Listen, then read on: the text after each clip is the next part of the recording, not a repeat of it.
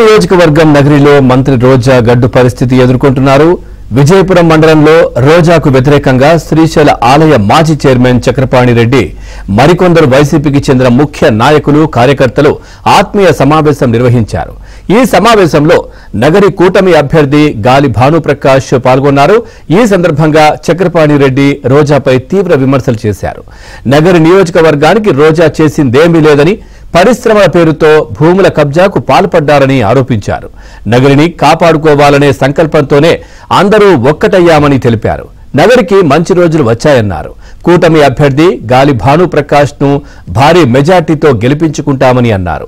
Cycle గుర్తుపై ఓటేసి నగరిని కాపాడుకోవాలని పిలుపునిచ్చారు. భానుప్రకాష్ గారిని ఎందుకు గెలిపించాలని రోజా గారిని 2 సార్లు గెలిపించాము.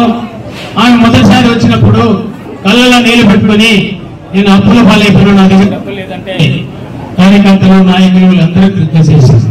రెండోసారి ఎలక్షన్ వచ్చింది, నేను ఆస్తులు అమ్ముకున్నాను, పాస్తులు అమ్ముకున్నాను, అన్ని అమ్ముకున్నాను అని చెప్పి మేము కూడా చెప్పాం నిజంగా అమ్ముకున్నదేమని. ఆ విధంగా మీరందరూ సహాయం చేయాలి, మనలో సహాయం చేయాలని చెప్పి గెలిపించాం. గెలిపించిన తర్వాత మన నగిరి నియోజకవర్గ ప్రజలందరికీ 70%, ఎందుకంటే దాంట్లో ఇండస్ట్రీ ఏర్పాటు చేసి 70% లోన్ ఇవ్వాలని చెప్పినారు. ఈ విధంగా కార్యక్రమం చెప్పాను. ఆ కార్యక్రమం కాకుండా ఆయన 70% వసూలు చేసి జోబులు వేసుకుని పోయింది. అందుకే భానుప్రకాష్ గారిని గెలిపించాలని చెప్పి నాకేంటి నాకేంటి నాకేంటి ఏమి ఇస్తావు ఏం తీసుకొచ్చి ఇంటికని అదే దూరం చెప్తే ఏ రోజు కూడా ప్రజల పక్షాన పోరాడిన పక్షాన లేదు, ప్రజల కోసం నిలిచింది లేదు, ప్రజల బాగోగులు చూసింది లేదు.